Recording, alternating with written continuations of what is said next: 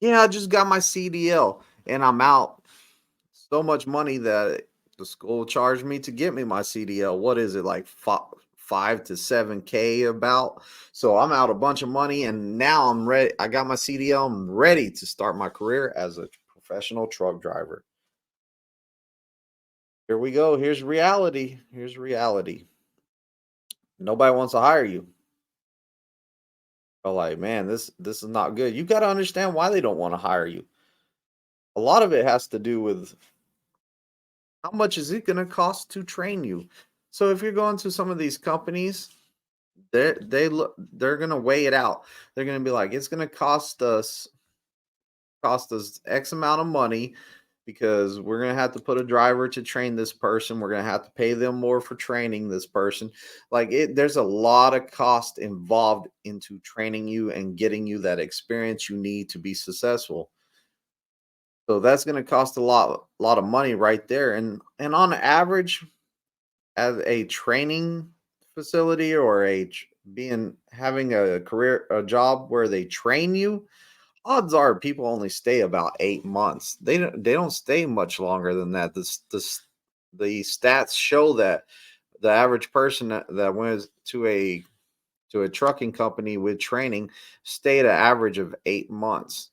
Then on top of that, you got to look at the cost of insurance. So if you're going to any company that has less than, we'll say, 75 trucks, their insurance is different than a mega carrier. Like a mega carrier has a blanket. A lot of these small companies have to insure you, and a lot of these insurance companies, they don't want to deal with somebody with less than a year of experience.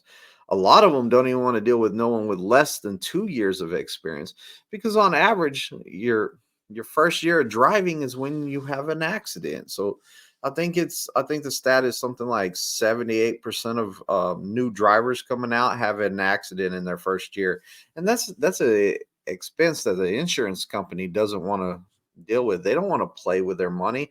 They're trying to make money. Kind of when you're looking for a job, you need to find those jobs that say zero experience and maybe has a training program. Find something like that. Find the OTR company because you're going to have to go get some experience. They're more likely to hire you because they're running distance.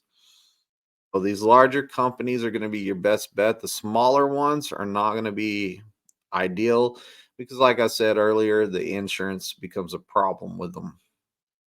So you want to kind of stick to these bigger companies like these mega carriers and stuff like that are better equipped to carry you on your insurance.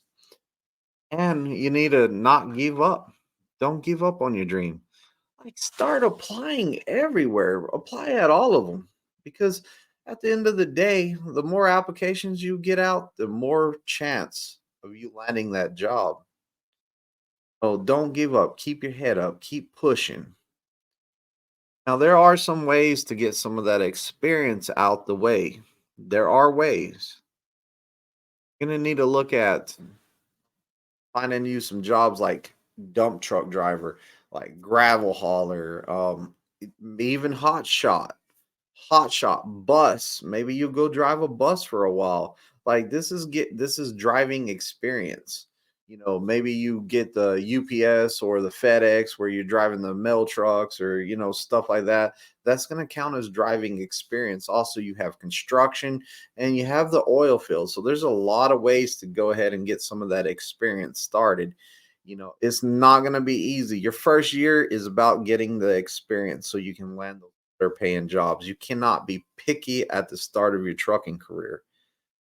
You can avoid all this by going to one of the mega carriers where you're guaranteed a job or going to a school that you're guaranteed a job after you graduate. Maybe the top of the class gets hired on by a certain company, you know, something. Going to these schools that don't guarantee you a job at the end, you're going to find out that you're out all this money and the struggle starts now. Like, comment, and subscribe.